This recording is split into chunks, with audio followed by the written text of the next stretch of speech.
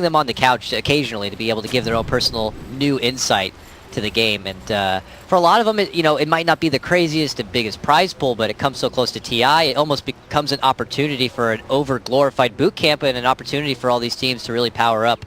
So I'm excited to see who's going to be joining us. We already have had lots of qualifier action as recent as Na'Vi being able to qualify for Europe. We have Clutch Gamers coming out from Southeast Asia. CDEC qualified from China. And of course, we already had a couple of invites go out with VGJ, Virtus.pro, your returning champions, and Secret also receiving the direct invite. There is one more spot, but I don't know if it's been announced yet, so I'm not going to say anything about that for now. AUI, aka Curtis, aka Aoi, with a stout shield, 2 tangos, and healing salve. So no early quelling blade at all. Yeah, he is. So he's gonna be a part of a lane. He's gonna be a part of at least trading about.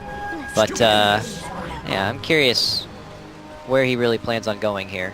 Spata's definitely taking over the mid lane for him, so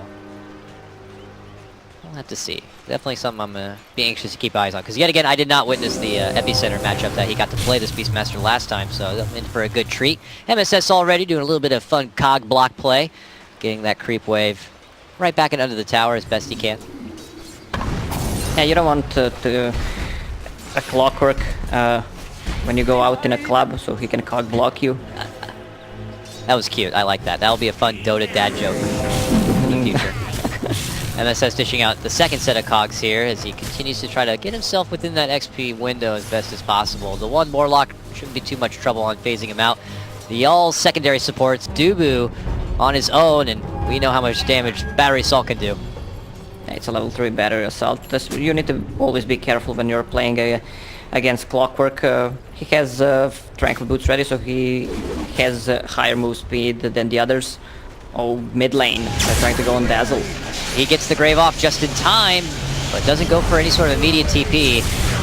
Oba doesn't have any extra mana at the moment, but it doesn't matter. He turns around for Abed, and Abed will be able to move in and get the finish. And just as fast as NP score the first blood, DC will be able to get their own answer on the Dazzle.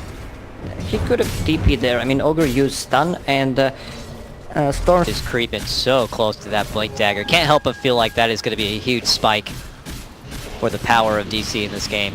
Pairing that together with Storm Spirit's capability to be able to get those jump-ins. Globally, Mason will be obviously offering all he can with the Battle Trance. That just feels like it all but assures any sort of fights or pickoffs. Put together with Dubu, and he's probably going to get that Rock soon. I don't know if Tome is available, but Rock comes online as well. DC are just in a great spot.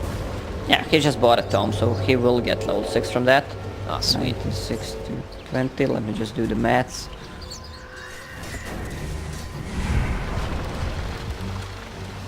Yeah, he will get it. Nice. Oh, it takes some time. That's alright. It's better than NA math, so you got that going for you. Top lane. I see some DC members. And look at who's got a Blink Dagger. It is Forev. He's flexing it in the lane as if he doesn't care. And PC it. Dubu, as mentioned, had gotten that Tome, so his Rock's online, but they're actually not joining him towards this top lane push.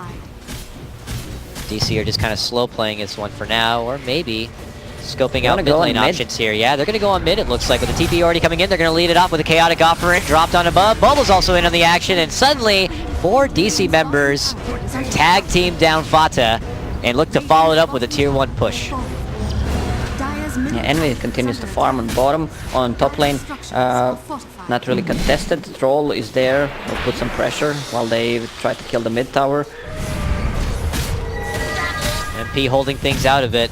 Obviously, looking for the later part of this game. Trying to stretch things where possible. MSS, though, a fighter.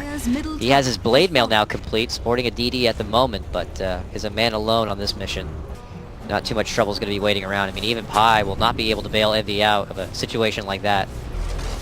Yeah, well, he needs a 4-staff. Against Clockwork, against BM, it's always good to kite around, and once he goes in, he can also get out easily with it. Also, Ogre has one queued up. Double force. Dubu has been spotted, the trap on the ground. And MSS will promptly jump in to take care of it. Envy, though, gets that global in. and will be able to finish off with the last hit.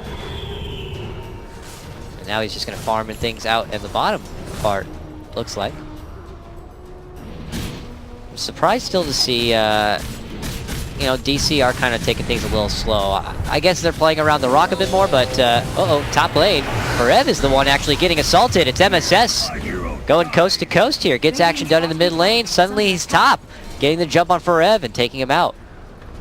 Yeah, well, at least Axe bought that, what is it called? Stuff of Wizardry before he died, so no... When he begins to head that direction, the long jump follow-up, though, will be there and committed from Abed, and it looks like they will have the dust for when Fata goes into the meld. There's the chop at the end for Forev, and it's a successful gank attempt taking down Fata. Yeah, Beastmaster on bottom lane just continues to split push. Maybe this is what he's doing this game. Yeah, with Medallion just boosting the armor for the creep that tower is focusing. Who has a TP? Troll, no TP. Alright, he might actually take that tier 2 tower on bottom.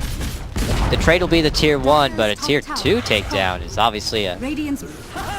will get finished as a smoke movement comes out from DC. He will be the one to tank the gank as DC spread and get some nice vision down. Radiant's middle tower is... We want to kind of get back to the bottom lane again. Aoi had been down here, as mentioned multiple times.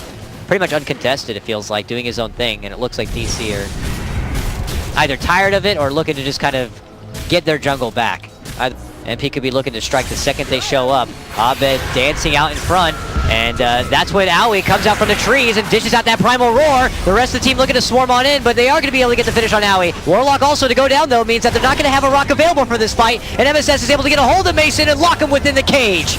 He gets the finish. Abed returns with that second life. He's going for the jump commitment on forward, and, well, he's out of there just as fast. MSS gets a follow-up finish on Forev, and MP hit down DC hard.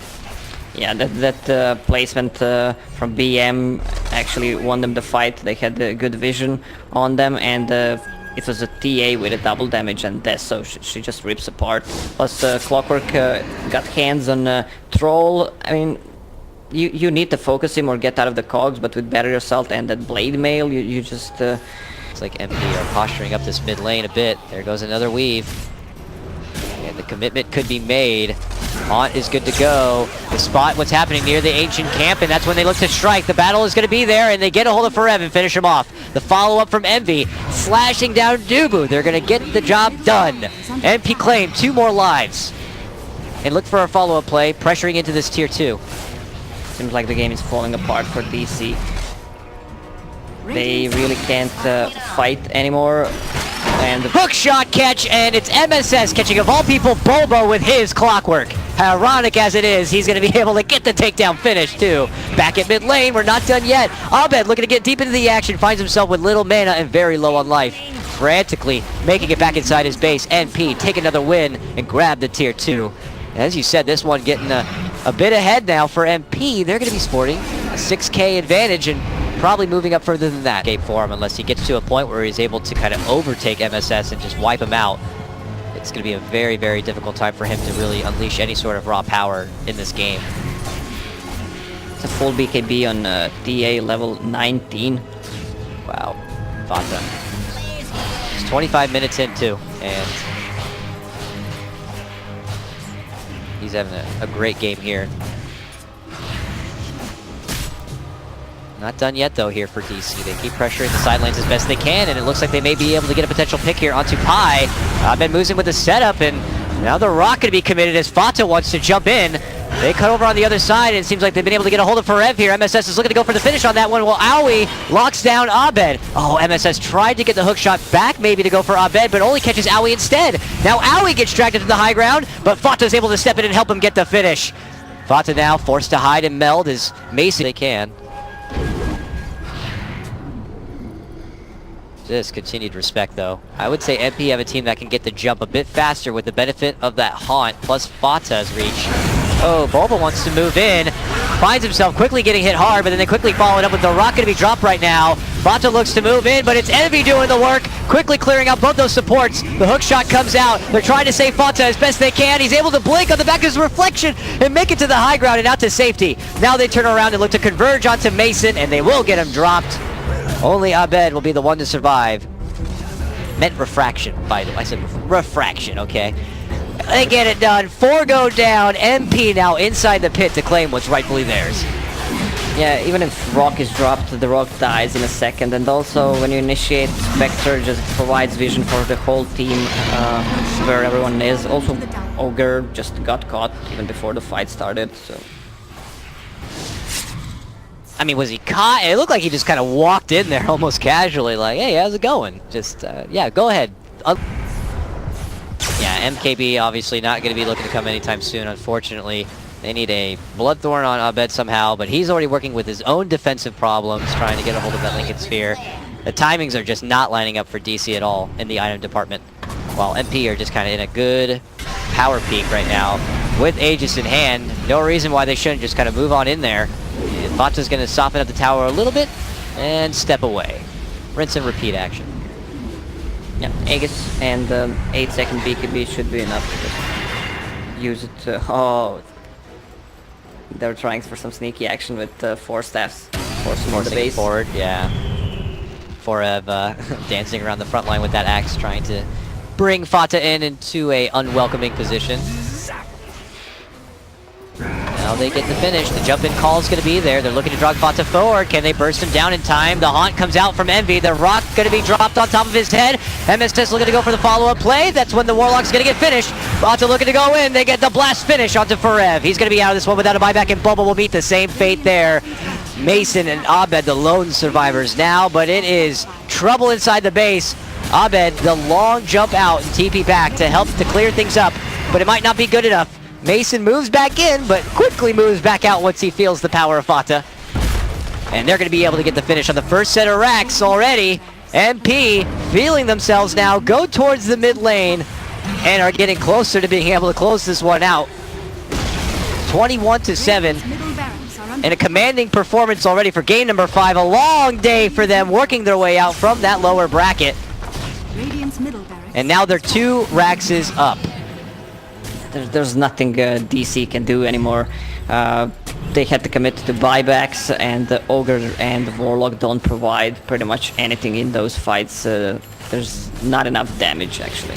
Plus, Aegis still on TA, and the Spectre is just getting out of hand.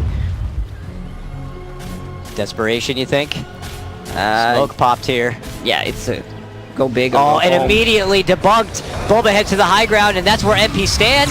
But are MP ready to take this kind of a fight? Abed looked to make his move in, tries to grab a hold of Envy to pull it back in. Bulba's going to be the first to go down, and Mason begins to go to work. He's managing to burst down Fata and does get the Aegis taken care of, but Forev is going to be the one dropped once again by MSS. Now it's Mason getting caught out inside with MSS. Trying to make it back in the way between him and Abed. Oh, the hard shot comes out. The miss, though, is there. Mason ends up getting taken down at the end. It's Envy who burns it home. And now it's only Mason with the buyback. Him and Abed. And it's over. Just like that, they're going to call it congratulations to Team NP. They are going to qualify for the Summit 7. Well deserved by Team NP.